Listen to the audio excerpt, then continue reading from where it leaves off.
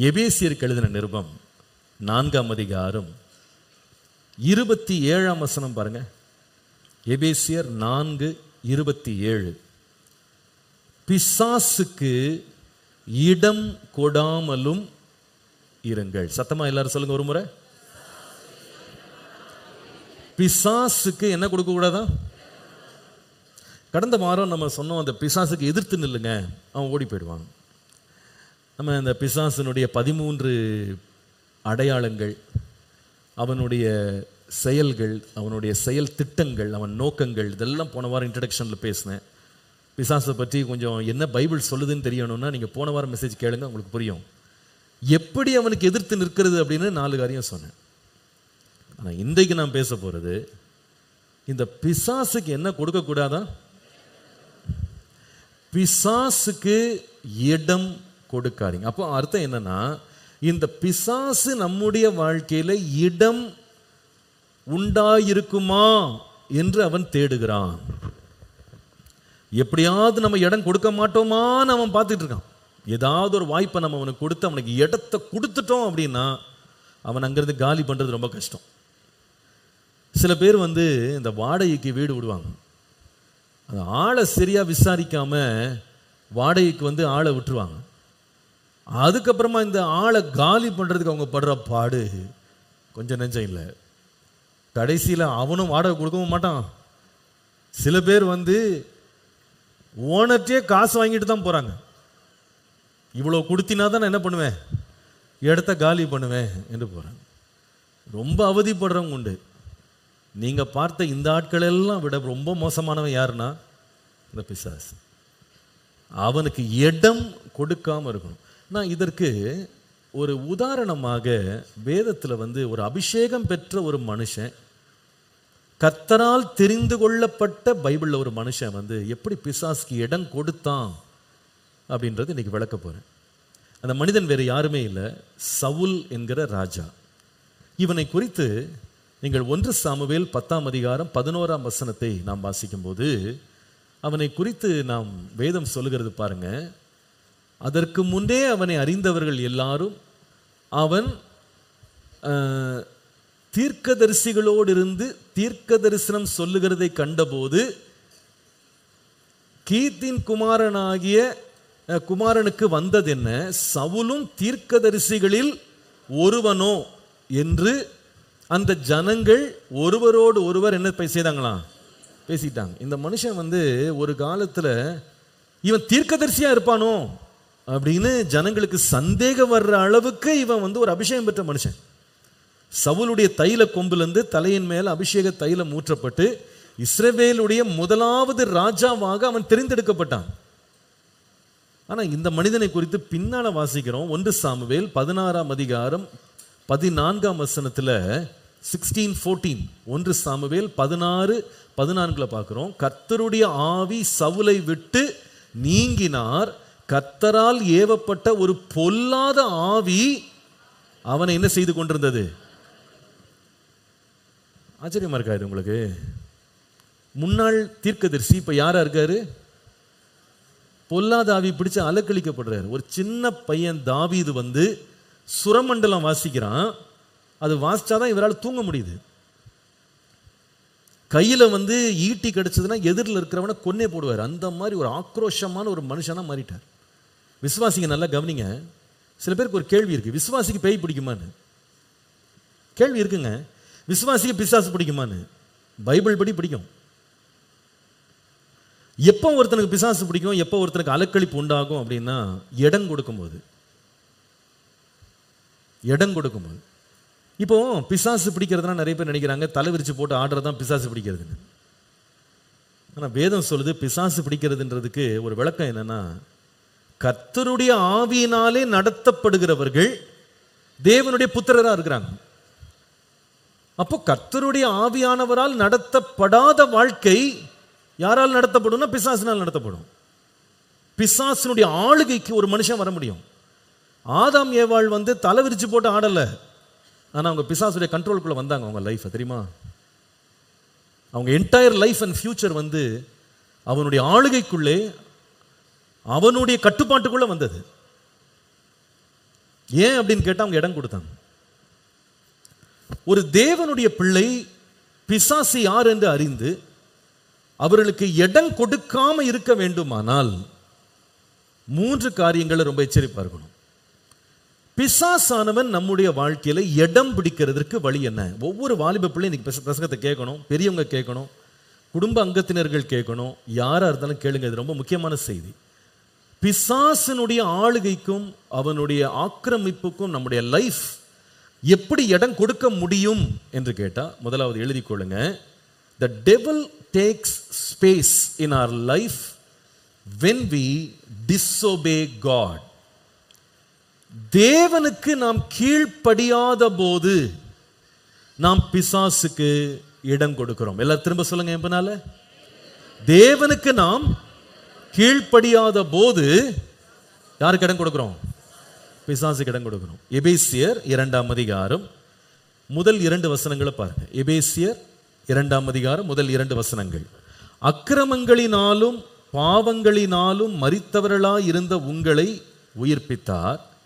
அவைகளில் நீங்கள் முற்காலத்திலே இவ்வுலக வழக்கத்திற்கேற்றபடியாகவும் கீழ்ப்படியாமையின் பிள்ளைகளிடத்தில் இப்பொழுது கிரியை செய்கிற ஆகாயத்து அதிகார பிரபுவாகிய ஆவிக்கேற்றபடியாகவும் நடந்து கொண்டீர்கள்.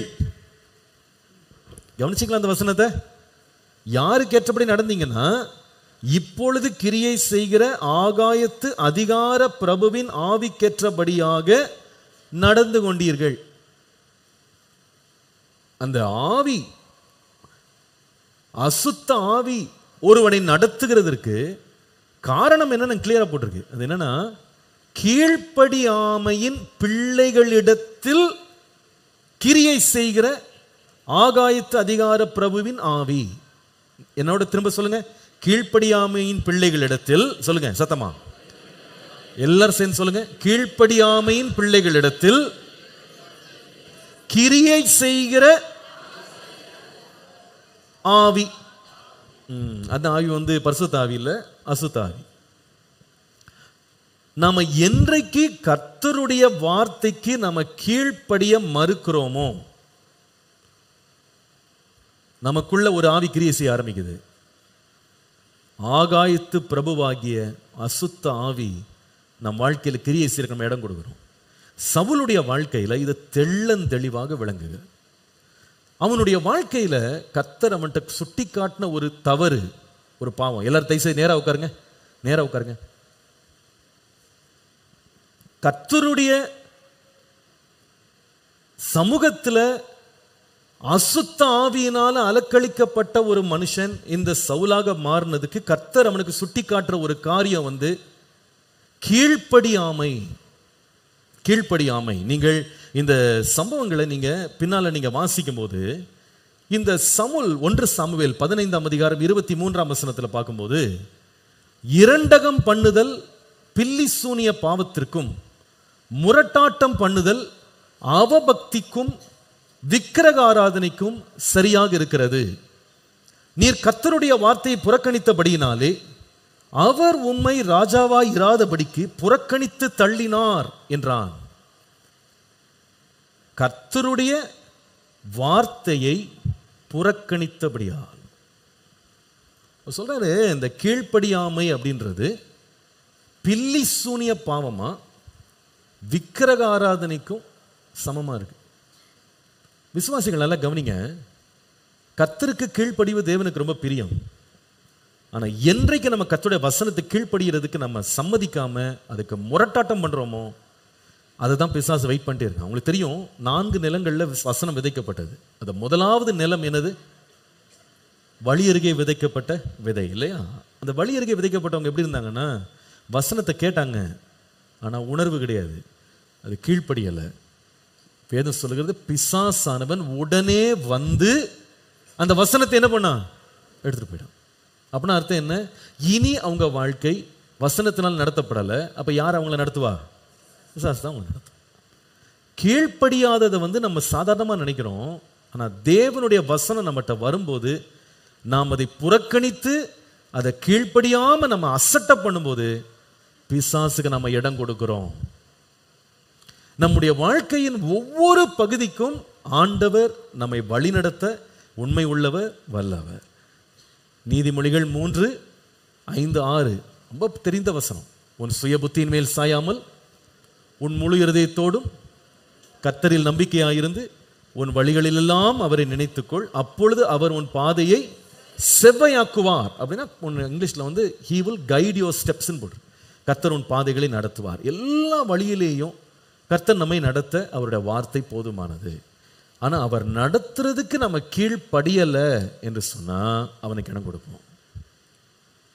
சவுலுடைய வாழ்க்கையில பிசாசுக்கு அவன் இடம் கொடுத்ததுக்கு முக்கிய காரணம், கர்த்தர் எதை செய்யன்னு சொன்னாரோ அவன் செய்யல. அமலேக்கியரை கொன்று போடுனாரு, அதம் பண்ணிட்டு ஒருத்தனை விட்டு வைக்காதனாரு, ஆனா கொஞ்சத்தை எடுத்து வச்சான்.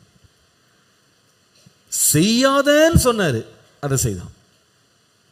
அவனுடைய வாழ்க்கை இந்த கீழ்ப்படியாமை பில்டாகி அவன் லைஃப்ல கர்த்தருடைய ஆளுகை அவன் வாழ்க்கையில வரல, பிசாசுடைய ஆளுகை அவனுக்குள்ள வந்தது. ஆதாம் ஏவாளை பாருங்க, தேவன் நியமித்த ஏதேன் தோட்டத்தில் கர்த்தர் அவர்களை வைத்திருக்கிறாரு. இந்த ஜனங்க ஏங்க இவ்வளோ பெரிய பாவத்தில் விழணும், இவ்வளோ பெரிய சாபத்துக்குள்ள ஏன் விழணும்? ஒரே காரணம் என்ன தெரியுமா? கீழ்ப்படியாமை. புசிக்க, ஆண்டவர் கேட்ட கேள்விதான், புசிக்க கூடாது என்று நான் உனக்கு விலக்கின கனியை நீ புசித்தாயா? ஆமா. அப்ப அவனுடைய ஆளுகை அவங்க வாழ்க்கையில் வந்தது. தேவன் கொடுத்த நித்திய ஜீவனை இழந்தாங்க, தேவன் அவர்களுக்கு வைத்திருந்த சுகவாழ்வை இழந்தாங்க, தேவன் அவர்கள் வைத்திருந்த ஆசீர்வாதத்தை இழந்தாங்க, எல்லாத்தையும் இழந்தாங்க. என்னன்னு சொன்னா simply because they chose to disobey God. அப்போ கர்த்தருக்கு கீழ்ப்படிவது என்பது நம்ம வாழ்க்கையில் ரொம்ப முக்கியம், ரொம்ப முக்கியம், ரொம்ப அவசியம். அது முடிந்தா கீழ்ப்படிவேன், முடியாட்டி கீழ்ப்படிய மாட்டேன் அப்படின்னு நீங்க சொல்லுவீங்களானா அங்க ஒருத்தன் வெயிட் பண்றான். நம்ம கீழ்ப்படியும் போது கர்த்தர் நம்ம மேல் ஆளுகை வைக்கிறாரு, கீழ்ப்படியாத போது அவன் ஆளுகை எடுக்கிறான். இதை தான் நீங்கள் ஆதியாகமம் நீங்கள் 3ஆம் அதிகாரத்தில் 7 காரியங்கள் நான் சொல்லுவேன் கீழ்ப்படியாமையினால் வந்த பின்விளைவுன்னு சொல்லி. முதலாவது செப்பரேஷன், தேவனுக்கும் மனுஷனுக்கும் உள்ள உறவு பிரிந்து போனது, செப்பரேஷன். ரெண்டாவது ஷேம், வெட்கம், தேவனையே பார்க்கிறதுக்கு வெட்கப்பட்டாங்க, ஒருவரை ஒருவர் பார்ப்பதற்கு வெட்கப்பட்டாங்க. மூன்றாவது சஃபரிங், வேதனை, துன்பம் அவர்கள் வாழ்க்கையில் வந்தது. நான்காவது ஆளுகை, அடிமைத்தனம், which is subjection. அவன் உன்னை ஆண்டு கொள்ளுவான், துணையா இருந்தவன் இப்ப ஆண்டு கொண்டான். ஐந்தாவது ஸ்ட்ரகிள், அவள் வாழ்க்கையில் வந்த போராட்டம், நீ கஷ்டப்பட்டு வேர்வை சிந்தி தான் நீ சாப்பிடுவ. ஆறாவது ஸ்டேல்மேட், அதாவது இந்த பூமி உனக்கு பலன் கொடுக்காது, நீ கஷ்டப்படுவ ஆனா பூமி பலன் கொடுக்காது. ஏழாவது சஸ்பென்ஷன் ஆஃப் லைஃப், உன் வாழ்க்கை முடிந்து போச்சு, மரணம் வரும். இந்த 7 பின்விளைவுகள் எங்கிருந்து கிளம்புச்சு அப்படின்னு கேட்டா, தேவனுக்கு கீழ்ப்படியாம பிசாசு கீழ்ப்படிஞ்சாங்க. பிரியமானவர்களே நல்லா கவனிங்க, நம்முடைய வாழ்க்கையில தேவனுக்கு கீழ்ப்படிவது என்பது ஏதோ ஒரு பகுதியில், கொஞ்சம் பகுதியில் தேவன் எதிர்பார்க்கல, எல்லாவற்றிலையும் கீழ்ப்படியும். 119 சங்கீதம் 1ஆம் வசனம் சொல்லுங்க பாப்போம், மனப்படமா. கர்த்தருடைய வேதத்தின்படி நடக்கிற உத்தம மார்க்கத்தார் பாக்கியவான்கள், ஆசீர்வதிக்கப்பட்டவங்க. அப்ப கர்த்தருடைய ஜனங்கள் யாருன்னா கர்த்தருடைய வேதத்தை கேட்கிறவங்க. கர்த்தரை அற்ற ஜனங்கள் யாருன்னா கர்த்தருடைய வேதத்தை கேட்க மாட்டாங்க, அவங்க பிசாசுக்கு செவி கொடுப்பாங்க. இப்ப நம்ம யாரு கீழ்ப்படிய போறோம் நம்ம தீர்மானம் பண்ணணும். கொஞ்சம் யோசித்து பாருங்க, நம்முடைய குடும்ப வாழ்க்கையில கர்த்தருடைய வசனத்துக்கு நம்ம கீழ்ப்படியாம குடும்பத்தை நடத்தணும்னா பிசாசுக்கு நம்ம குடும்பத்தில் இடம் கொடுப்போம், அவன் உள்ள வருவான். அங்க சண்டைகள், வைராக்கியங்கள், கோபங்கள், கசப்புகள், பிரிவினைகள், உடைவுகள் எல்லாமே உள்ள வரும். அவன் கொண்டு வருவான், எல்லாத்தையும் கொண்டு வந்து குடும்பத்தையே திருடிட்டு போயிடுவான். நம்முடைய வாலிப பருவத்தில் கர்த்தருடைய வார்த்தை கீழ்ப்படியாமல் இருந்தோம்னா நம்ம வழியை சுத்தமாக காத்துக்கொள்ள முடியாது, அவன் உள்ள வந்துடுவான். எல்லா தீங்குக்கும் நம்மளை விலக்கி கொண்டு போயிடுவான். நம்ம வளருகிற வேளையில் நம்முடைய வருமானங்கள், நமக்கு இருக்கிற ஃபைனான்சஸ், நமக்கு ஆண்டவர் கொடுத்த செல்வங்கள், சம்பாதிப்பதற்காக கொடுத்த ஆஸ்திகளை கர்த்தருடைய வசனத்தின்படி கீழ்ப்படிந்து நம்ம செலவழிக்கல என்று சொன்னா அதற்கேற்ற ஒரு விலையை நம்ம கொடுத்தாகணும். தேவனுக்குரியதே தேவனுக்கு, ராயனுக்குரியதே ராயனுக்கு கொடுன்னு கர்த்தர் சொன்னார். அந்த கற்பனையை நம்ம உடைக்கும் போது, நான் கீழ்ப்படிய மாட்டேன் அப்படின்னு நம்ம சொல்லும்போது அதனுடைய பின்விளைவை நம்ம நிச்சயமா என்ன செய்வோம்? அனுபவிப்போம். நம்முடைய வாழ்க்கையின் ஒவ்வொரு பகுதியும் நீங்க எடுத்துக்கொள்ளுங்களேன். when you don't choose to obey the word of God, கர்த்தருடைய வார்த்தைக்கு நாம் கீழ்ப்படியாமல் போவோமானால் நிச்சயமாகவே அவனுடைய ஆளுகைக்கு நாம் உள்ள வருவோம். He takes space. ஆனா வேதம் சொல்லுது, பிசாசுக்கு என்ன செய்யாதீங்க, அவனுக்கு இடம் கொடுத்துறாதீங்க. எப்படி இடம் கொடுக்க முடியும்? முதல்ல சொல்லுங்க, எப்படி இடம் கொடுக்க முடியும்? கீழ்ப்படியாமையினாலே. கீழ்ப்படியாமையினாலே. நம்ம கீழ்ப்படியாத போது நிச்சயமா நம்முடைய வாழ்க்கையில் இடம் எடுப்பான். ரெண்டாவது, எழுதிக்கொள்ளுங்க. The devil takes space when we let him direct us. நம்மை வழி நடத்த நாம் அவனுக்கு அனுமதி கொடுத்தால் பிசாசு நம்ம இடத்துல இடம் எடுத்துக்கொள்வான். When we let him direct us, நம்மை வழி நடத்த அவனுக்கு நாம் அனுமதி கொடுத்தால் அவன் நம்முடைய வாழ்க்கையில இடத்தை எடுத்துக்கொள்வான். 1 நாளாகமம், தயவுசெய்து இந்த வசனத்தை எல்லாம் திறந்து வாசிங்களேன். 1 நாளாகமம் 10ஆம் அதிகாரம் 13 முதல் 14 வசனங்களை தயவுசெய்து பாருங்க. அப்படியே சவுல் கர்த்தருடைய வார்த்தையை கை கொள்ளாமல் கர்த்தருக்கு செய்த தன் துரோகத்தின் நிமித்தமும் அவன் கர்த்தரை தேடாமல் அஞ்சனம் பார்க்கிறவர்களை கேட்கும்படி தேடினது நிமித்தமும் செத்து போனான். அதற்காக கர்த்தர் அவனை கொன்று ராஜ்ய பாரத்தை ஈசாயின் குமாரனாகிய தாவீது வசமாக திருப்பினார். இங்க நான் சொன்ன முதல் காரியமும் இருக்கு, நான் சொல்ல வந்த 2வது காரியமும் இருக்கு. 13ஆம் வசனம் எப்படி ஆரம்பிக்குது பாருங்க. அப்படியே சவுல் கர்த்தருடைய வார்த்தையை கை கொள்ளல அல்லது கீழ்ப்படியல்ல. இது ஃபர்ஸ்ட் ஸ்டெப். அவன் பிசாசுக்கு இடம் கொடுக்கறதுக்கு முதல் படி என்னன்னா, கர்த்தருடைய வார்த்தைக்கு கை கொள்ளல, கீழ்ப்படியல்ல. எல்லாரும் சொல்லுங்க, என்ன செய்யல?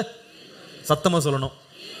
Very good. ரெண்டாவது, அவன் ஏன் பிசாசுக்கு தன் லைஃப்ல இடம் கொடுத்தான்னு கேட்டா, உடனே அடுத்த வசனம் சொல்லுது, அவன் கர்த்தரை தேடாமல் யாரை தேடினானா? அஞ்சனம் பார்க்கிறவர்களை அவன் கேட்கும்படி தேடினானா. இவர் யார் தெரியுமாங்க? கவனிங்க, ஒரு யூதன். கர்த்தரை அன்றி வேறு ஒரு தேவன் இல்லைன்னு சொல்ற ஒரு மனுஷன். தேவனோடு ஒரு யூதனாக, ஆபிரகாமின் பிள்ளையாக உடன்படிக்கை செய்தவன். தலையின் மேல அபிஷேக தைலம் ஊற்றப்பட்டு அபிஷேகம் பண்ணப்பட்ட ஒரு ராஜா. இன்னைக்குள்ள விசுவாசியோட கம்பேர் பண்றேன்.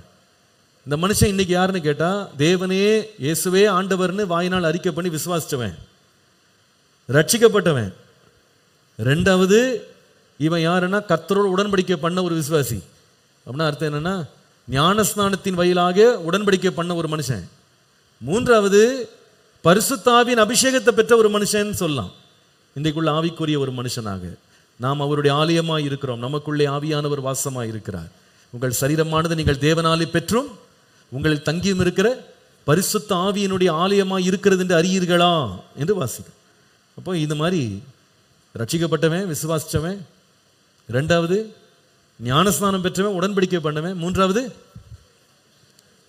சொல்லுங்க, அபிஷேகம் பண்ணப்பட்டவன்.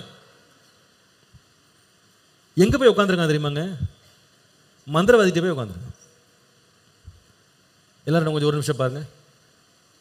ஒரு விசுவாசி மந்திரவாதிட்ட போலாமா? ஒரு விசுவாசி ஜோசியம் பார்க்கலாமா? ஒரு விசுவாசி நாள் நட்சத்திரம் பார்க்கலாமா? பார்க்கக்கூடாது இல்லையா? கிளி ஜோசியம் பார்க்கலாமா? பார்க்கக்கூடாது இல்லையா?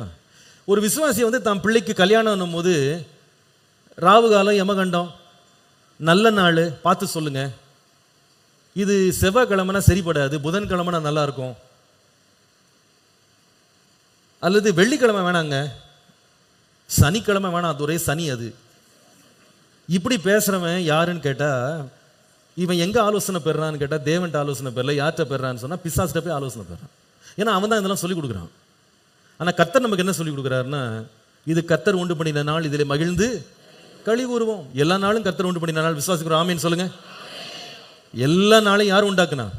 கர்த்தர் உண்டாக்கு. எல்லா நாளும் என்ன நாள் தான்? நல்ல நாள். ஒருவன் ஜோசியக்காரன்ட்ட போக முடியுமான்னு கேட்டா, இந்த இடத்துல சவுல் அபிஷேகம் பெற்றவன், ஞானஸ்தானம் பெற்றவன் போல ஒரு உடன்படிக்கை பண்ணப்பட்டவன், ரட்சிக்கப்பட்டு தேவன் மேல் விசுவாசம் வைத்தவன் சொல்லலாம் இன்றைக்குள்ள விசுவாசியோட கம்பேர் பண்ணும்போது. ஆனால் இவன் எங்கே போய் உட்காந்துருக்கான்னு கேட்டால், ஜோசியக்காரன்ட்ட போய் உட்காந்துருக்கான். கவனிங்க எல்லாரும், வேதனையோடு நான் சொல்கிறேன், நிறைய விசுவாசிகள் இதில் கொஞ்சம் விளையாடுறாங்க.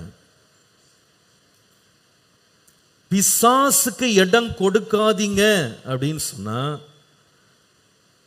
அவனுடைய ஆலோசனைக்கு என்றைக்கு நீங்க இடம் கொடுக்குறீங்களோ அவனுக்கு இடம் உங்க வாழ்க்கையில கொடுத்துட்டீங்கன்னு அர்த்தம்.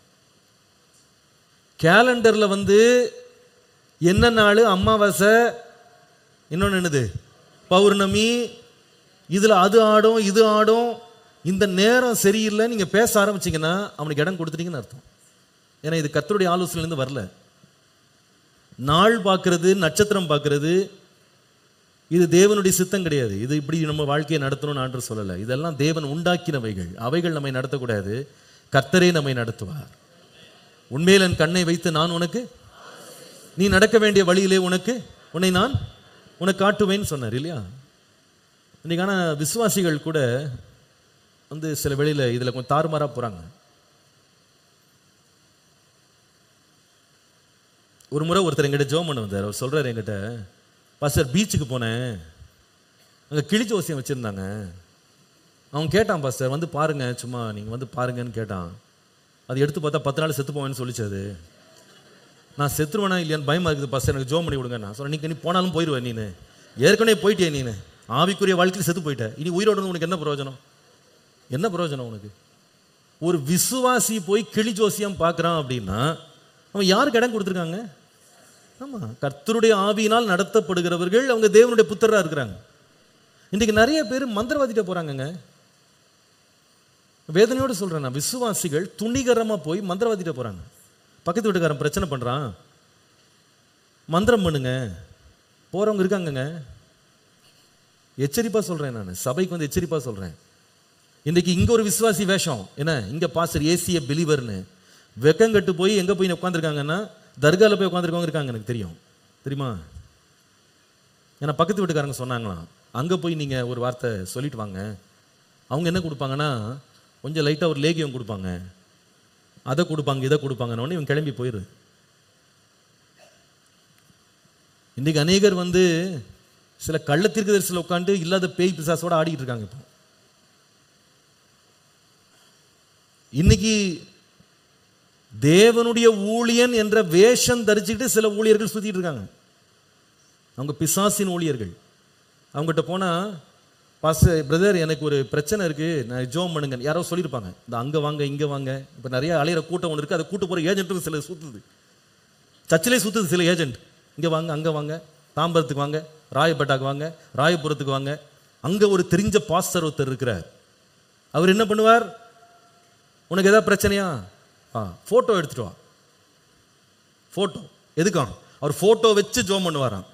ஏன் சும்மா ஜோம் பண்ணா ஆண்டவர் கிரியை செய்ய மாட்டாரா? ஃபோட்டோ வச்சு ஜோம் பண்ணுவாராம். ஃபோட்டோ வச்சு ஜோம் பண்ணி அந்த ஃபோட்டோவுக்கு எண்ணெய் அபிஷேகம், அதுக்கு 1 லிட்டர் நல்லெண்ணெய் வாங்கிட்டு வா, 1 லிட்டர் தேங்காய் எண்ணெய் வாங்கிட்டு வா. அதுக்கு விசுவாசி தூக்கிட்டு ஓடுறான், தேங்காய் எண்ணெய் தூக்கிட்டு நல்லெண்ணெய் தூக்கிட்டு ஓடுறான். எதுக்கா? ஃபோட்டோவில் நல்லெண்ணெய் அபிஷேகம் பண்ணா கட்டு உடைஞ்சிருமா, வீட்டில் உபத்திரவம் போயிடுமா, கடன் தொல்லை போயிடுமா. அதனால் அந்த பாஸ்டர் இது பேர் பாஸ்டர். என்ன சொல்ல இதெல்லாம்? விசுவாசி ஓடுறாங்க, எண்ணெய் தூக்கிட்டு ஃபோட்டோ தூக்கிட்டு ஓடுறான். சவுல் ஒரு அபிஷேகம் பண்ணப்பட்டவன், ரட்சிக்கப்பட்டவன், உடன்படிக்கை பண்ணப்பட்டவன், எங்கே போய் உட்காந்துருக்கான்னு கேட்டால், ஒரு காலத்தில் அஞ்சனம் பார்க்குற ஸ்திரீகளை கொலை பண்ணுவேன்னு கொன்று போட்டவன் இப்போ போய் உட்காந்துருக்காங்க. எதுக்கு உட்காந்துருக்கான் தெரியுமா? செத்து போன சாமுவேலை எனக்கு எழுப்பி கொடுங்க, ஏன்னா கர்த்தர் பேச மாட்டேங்கிறாரு, அவனாவது பேசட்டும் பேயாவது பேசட்டும்னு உட்காந்துருக்கான். போய் எங்கே போய் பிசாசுகிட்ட போய் உட்காந்துருக்கான். ஏங்க அவனை பிசாசு அழுக்கழிக்க மாட்டான்? நீ தானே கூப்பிட்டு இன்விடேஷன் கொடுத்து தாம்பளத்தட்டில் தூக்கி வர வைக்கிறிய, உள்ள வா வா வா என் வாழ்க்கைக்குள்ள வானா. அவன் சும்மாவே சுற்றிக்கிட்டு இருக்கான், யாரை விழுங்கலான்னு. வாப்பான்னு கதவு திறந்து விட்டா உள்ள வராமல் இருப்பானா? சொல்லுங்க. உள்ள நல்ல குடியேறினா லைஃபே முடிஞ்சு போச்சு. பாருங்க, சில காரியங்களை நல்லா விளையும் கொள்ளணும்.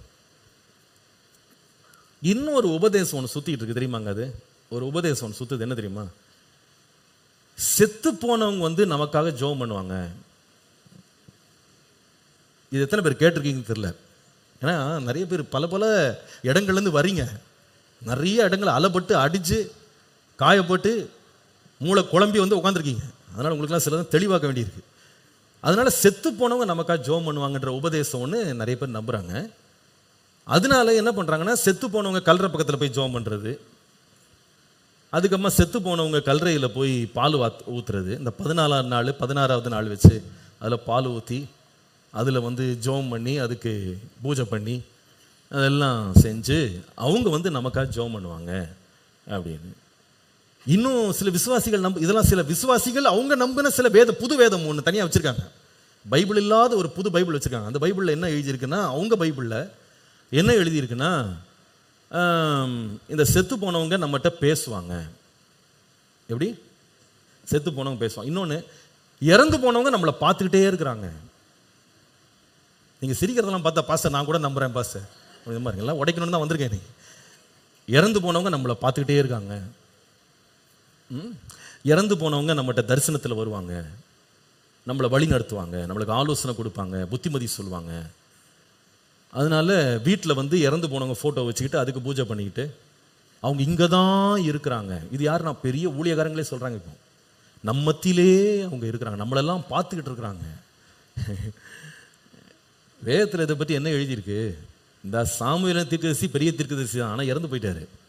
இந்த சவுல் எங்கே போயிருக்கணும்னா கர்த்தர்ட்ட போயிருக்கணும். கர்த்தர்ட்ட போகாமல் இறந்து போன ஒரு தீர்க்கதரிசியை எனக்கா எழுப்பி கொடுங்க, எனக்கு என்ன பிரச்சனைன்றதை அவன் விளக்கி சொல்லட்டோன்னு அவர் எழுப்புறாரு. அதுக்கு போய் ஒரு அஞ்சனம் பார்க்குற ஒரு ஜோசியக்காரிட்ட போய் உட்காந்துருக்கான். இப்போ சில காரியங்களை நல்ல விளையும் கொள்ளணும். இவன் போய் உட்காந்தானே, போய் அந்த அஞ்சனம் பார்க்குற ஸ்திரீ, அவள் பிசாசுகளோடு உறவாடுகிற ஒரு பெண் இல்லையா? இப்போ இவன் பிசாசுகிட்ட போய் உட்காந்துருக்கானே. நீங்கள் என்ன நினைக்கிறீங்க? பிசாசுக்கு நம்முடைய ஃபியூச்சர் தெரியும்னு நினைக்கிறீங்களா? எத்தனை பேர் நினைக்கிறீங்க பிசாசுக்கு நம்முடைய எதிர்காலம் தெரியும்னு நினைக்கிறவங்கலாம் ஒரு கை தூக்கம் பார்க்கலாம். சும்மா பரவாயில்ல, நீங்கள் எதாவது தப்பாக இருந்தால் கூட பரவாயில்ல, மாற்றிக்கலாம். நம்ம பிசாசுக்கு நம்முடைய எதிர்காலம் தெரியும் அப்படின்னு நினைக்கிறவங்க மட்டும் கை தூக்கம் பார்க்கலாம். நீங்கள் எல்லாருமே உண்மைதான் சொல்கிறீங்களா? நீங்கள் எல்லாருமே பிசாசுக்கு நம்ம எதிர்காலம் தெரியாதுன்னு நினைக்கிறீங்களா? எனக்கு ஏதாவது சொல்லுங்க. தெரியுமா? அதுதான் கேட்டேன். பிசாசுக்கு நம்ம எதிர்காலம் தெரியும்னு நான் நினைச்சிட்டு இருக்கேன். சரி, நம்ப வேணாம், நினைச்சிட்டு இருக்கிறேன் பாஸ்டர்ன்றவங்களாம் கை தூக்க பார்க்கலாம். பயப்படாதீங்க, ஒன்றும் தப்பாக நினைக்க மாட்டேன். பாருங்க, சில பேர் கை தூக்குறீங்க. அப்போ சில பேர் நினைக்கிறீங்க பிசாசுக்கு நம்ம எதிர்காலம் தெரியும்னு. பைபிள் என்ன சொல்லுதுன்னு பார்க்கலாமா? சரி, தானியேல் 2ஆம் அதிகாரம் 1 முதல் 2 வசனங்களை பாருங்க. நேபுகாத் நேச்சார் ராஜ்யபாரம் பண்ணும் 2ஆம் வசனத்திலே நேபுகாத் நேச்சார் சொப்பனங்களை கண்டான். அதனால் அவனுடைய ஆவி கலங்கி அவனுடைய நித்திரை கலைந்தது. அப்பொழுது ராஜா தன் சொப்பனங்களை தனக்கு தெரிவிக்கும் பொருட்டு சாஸ்திரிகளையும் ஜோசியரையும் சூனியக்காரரையும் கல்தேயரையும் அழைத்து வர சொன்னான். அவர்கள் ராஜ சமூகத்திலே நின்றார்கள். யாரையெல்லாம் கூப்பிட்டார் இவர்? சொல்லுங்க, இப்ப லிஸ்ட் சொல்லுங்க. சாஸ்திரிகள், ஜோசியர், சூனியக்காரர், கல்தேயர். இது பெரிய கேட்டகரியில் கூப்பிடுறாரு. 10ஆம் வசனம் பாருங்க. கல்தேயர் என்ன சொன்னாங்க பாருங்க. ராஜா கேட்கும் காரியத்தை அறிவிக்கத்தக்க மனுஷன் பூமியில் ஒருவனும் இல்லை. ஆகையால் மகத்துவம் வல்லமையுமான எந்த ராஜாவும் இப்படிப்பட்ட ஒரு காரியத்தை ஒரு சாஸ்திரியின் இடத்தினாலாவது ஜோசியின் இடத்தினாலாவது கல்தேயன் இடத்தினாலாவது கேட்டதில்லை. ராஜா கேட்கிற காரியம் மிகவும் அருமையானது. மாம்சமா இருக்கிறவர்களோட வாசம் பண்ணாத தேவர்களே ஒழிய ராஜ சமூகத்தில் அதை அறிவிக்கத்தக்கவர் ஒருவரும். இப்ப இவர் கண்ட கனவு என்னது? வருங்காலம் எப்படி இருக்கும்? பொன்னான தலை நீரே, அதுக்குமா வெள்ளி, வெண்கலம், இரும்பும் களிமண்ணும் கலந்த ஒரு சொப்பனம் இவருக்கு தெரியுது. இவர் சொப்பனத்தையும் சொல்ல மாட்டேன், எனக்கு மறந்து போச்சு, நீ சொப்பனத்தையும் சொல்லு, அர்த்தத்தையும் சொல்லுன்னா அவங்க சொல்றாங்க இதெல்லாம் எங்களுக்கு தெரியாது. ஜோசியக்காரனும் சொல்றான் எனக்கு தெரியாது. அதுக்கப்புறமா சாஸ்திரியும் சொல்றான் எனக்கு தெரியாது. அப்ப அர்த்தம் என்ன? நம்முடைய வருங்காலம் என்ன என்பதை பிசாசு அறிய தேவன் அவனுக்கு அனுமதி கொடுக்கவில்லை. கிளியரா நீங்க விளங்கிக் கொள்ளணும். இன்னொரு சம்பவத்தை கூட உங்களுக்கு நான் காண்பிக்கிறேன். ஆதியாகமம் 41:8 41:8 வாசிங்க. காலமே பார்வோனுடைய மனம் கலங்கி கொண்டிருந்தது. அப்பொழுது அவன் எகிப்தில் உள்ள சகல மந்திரவாதிகளையும் சகல சாஸ்திரிகளையும், மந்திரவாதிகள் சாஸ்திரிகள் சொல்லுங்க, யாரை கூப்பிட்டா? மந்திரவாதிகள் சாஸ்திரிகள். ஆனா இவர் கொஞ்சம் பரவாயில்ல, அவர் சொப்பனமே சொல்ல மாட்டேன்ட்டார். இவர் சொல்றாரு மந்திரவாதிகளையும் சாஸ்திரிகளையும் கூப்பிட்டு அவர்களுக்கு தன் சொப்பனத்தை சொன்னான். ஒருவராலும் அதன் அர்த்தத்தை பார்வோனுக்கு சொல்லக்கூடாமல். அப்படின்னு அர்த்தம் என்ன? நீ சொப்பனம் சொன்னாலும் சரி, சொப்பனத்தை சொல்லலைனாலும் சரி, அவனுக்கு என்ன ஆண்டவர் சொல்ல வர்றாருன்றது, வருங்காலத்தில் அடுத்த 7 வருஷம் என்ன நடக்க போகுது, அதற்கடுத்த 7 வருஷம் என்ன நடக்க போகுதுன்னு அவனுக்கு என்ன பண்ணல, தெரியல. அதனால யாராவது உங்கள்கிட்ட வந்து ஜோசியக்காரனுக்கு உங்க ஃபியூச்சர் தெரியும், கைரேகையை பார்த்து நீங்க யாரு, நீங்க எப்படி இருப்பீங்க அப்படின்னு சொல்லுவாங்க. அம்மா இன்னொன்று இருக்கு, என்னது அது? உங்க ஜாதகம். இந்த ஜாதகத்தை பார்த்து வருங்கால மனைவி எப்படி இருப்பாள், கணவன் எப்படி இருப்பான், பிள்ளை பிறக்குமா பிறக்காதா, இதெல்லாம் அவங்க சொல்லுவாங்க அப்படின்னு யாராவது போனீங்க, நீங்க யாருக்கு இடம் கொடுக்குறீங்கன்னா பிசாசுக்கு இடம் கொடுக்குறீங்க. ஏன்னா அவனுக்கு உங்க ஃபியூச்சர் அவனுக்கு தெரியாது. ஆனா ஆச்சரியம் என்னன்னா, நேபுகாத் நேச்சார் அரண்மனையில் இருந்த ஜோசியர், அதுக்கப்புறமா ஞானிகள், யாருக்குமே தெரியாதது யாருக்கு வெளிப்படுத்தப்பட்டதுன்னா தேவனிடத்தில் ஜெபம் பண்ண தானியேலுக்கு வெளிப்படுத்தப்பட்டது. பார்வோனுடைய சமூகத்தில் நின்ற ஜோசியக்காரர் மந்திரவாதிகளுக்கு தெரியாத ஒரு வருங்காலம் தேவ ஆவியை பெற்ற யோசேப்புக்கு வெளிப்படுத்தப்பட்டது. அப்போ ரகசியங்கள் எல்லாம் அறிந்திருக்கிற ஒரே ஒருவர் யார்? தேவன் மாத்திரமே, தேவன் மாத்திரமே. இந்த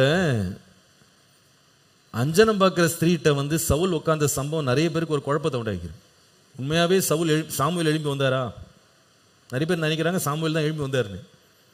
ஆனா ஆணித்தரமா நான் சொல்ல முடியும், சாமுவேல் எழும்பி வரல. ஆணித்தரமா சொல்ல முடியும். உங்க சந்தேகங்கள் ஏதாவது கொஞ்சம் கொஞ்சம் இருந்துச்சுன்னா இன்றையோட உடைச்சிருங்க அதை.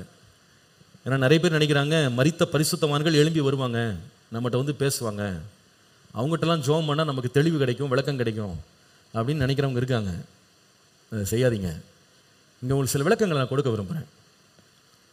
ஏன் தேவன் மரித்தவர்கள் அல்லது மரித்த தன்னுடைய தீர்க்கதரிசிகளையோ ஊழியர்களையோ தம்முடைய பிள்ளைகளோடு பேச தேவன் ஏன் பயன்படுத்த மாட்டார் என்று வேதம் நமக்கு கற்றுக் கொடுக்கிறது என்றால், நீங்கள் உபாகமம் 18ஆம் அதிகாரம் 10 முதல் 12 வசனங்களை பார்க்கும் பொழுது, தன் மகனையாவது மகளையாவது தீக்கடக்க பண்ணுகிறவனும், குறி சொல்லுகிறவனும், நாள் பார்க்கிறவனும், அஞ்சனம் பார்க்கிறவனும், சூனியக்காரனும், மந்திரவாதியும், சன்னதக்காரனும், மாய வித்தைக்காரனும், செத்தவர்களிடத்தில் குறி கேட்கிறவனும் உங்களுக்குள்ளே இருக்க வேண்டாம். இப்படிப்பட்டவர்களை செய்கிற எவனும் கர்த்தருக்கு அருவருப்பானவன். இப்படிப்பட்ட அருவருப்புகளின் நிமித்தம் உன் தேவனாகிய கர்த்தர் அவர்களை உன்மின்று துரத்தி விடுவார்னு போட்டு ஆண்டவர் ரொம்ப கிளியரா சொல்றாரு. மரித்தவனிடத்துல போய் குறி கேட்கிறவன் வந்து தேவனுக்கு அருவருப்பானவன். அருவருப்பானவன் என்று சொன்ன ஒரு காரியத்தை தேவன் தன் தீர்க்கதரிசிகளை கொண்டு தேவன் பயன்படுத்த மாட்டார். அருவருப்பான ஒரு காரியத்தை தன் தீர்க்கதரிசிகளையோ ஊழியர்களை கொண்டோ தேவன் செய்ய மாட்டார். ஏசாயா 8:19 பாருங்க. அவர்கள் உங்களை நோக்கி அஞ்சனம் பார்க்கிறவர்களிடத்திலும் முணுமுணுவென்று ஓதுகிற குறிகாரர்களிடத்திலும் விசாரியுங்கள் என்று சொல்லும் பொழுது, ஜனங்கள் தன் தேவனிடத்தில் விசாரிக்க வேண்டியது அல்லவோ, உயிர் உள்ளவர்களுக்காக செத்தவர்களிடத்தில் விசாரிக்கலாமோ? திரும்ப அந்த வார்த்தையை வாசிக்கிறேன். உயிர் உள்ளவர்களுக்காக செத்தவர்களிடத்தில் விசாரிக்கலாமோ ஆண்டு கேட்கிறாரு. ஜீவனுள்ள தேவன் இருக்கும்போது செத்தவங்கிட்ட போய் விசாரிக்கலாமாப்பா அப்படின்னு கர்த்தர் கேட்கும்போது, தன்னுடைய தீர்க்கதரிசிகளை தேவன் மரித்த பின்பு அவர்கள் மூலமாய் பேச இந்த அருவருப்புக்கு தேவன் ஒப்பு கொடுப்பாரா? நிச்சயமா கொடுக்க மாட்டார். இது தேவன் அருவருக்கிற ஒரு காரியம். செத்தவர்களிடத்தில் ஜெபம் பண்றதோ, செத்தவர்களிடத்தில் பேசுறதோ, அவர்களிடத்தில் ஏதாவது வெளிப்பாடு வருதுன்னு நினைக்கிறதோ பெரிய அபத்தம் என்பதை மறந்துடாதீங்க, மறந்துடாதீங்க. லேவியராகமம் 20ஆம் அதிகாரம் 27ஆம் வசனம் இதற்கு பெரிய ஒரு தண்டனையை சொல்கிறது. அஞ்சனம் பார்க்கிறவர்களும் குறி சொல்லுகிறவர்களுமாய் இருக்கிற புருஷன் ஆகிலும் ஸ்திரீ ஆகிலும் கொலை செய்யப்பட வேண்டும். அவர்கள் மேல் கல்லறிவார்களாக, அவர்கள் ரத்தப்பழி அவர்கள் மேல் இருக்க கடவுது என்று சொல்லுன்னு சொன்னார். இதை வந்து ஆண்டவர் he never took it for granted, he never took it easy. இதை தேவன் இஸ்ரவேல் அனுமதிக்கவே இல்லை. அனுமதிக்காத ஒரு காரியத்தை சாமுவேல் போன்ற ஒரு தீர்க்கதரிசி ஆண்டவர் செய்ய வைப்பாரா? செய்ய வைக்க மாட்டார். ரெண்டாவது இன்னொரு முக்கியமான ஒரு காரியத்தை சொல்ல. முதலாவது, தேவன் தம்முடைய தீர்க்கதரிசிகளை மரித்த பின்பு பயன்படுத்துவதில்லை. எல்லாரும் சொல்லுங்க, திரும்ப முன்னாடி சொல்லுங்க. தேவன் தம்முடைய தீர்க்கதரிசிகளை, ஊழியக்காரர்களை மரித்த பின்பு பயன்படுத்துவது இல்லை. மரித்த பின்பு, சத்தமா சொல்லுங்க.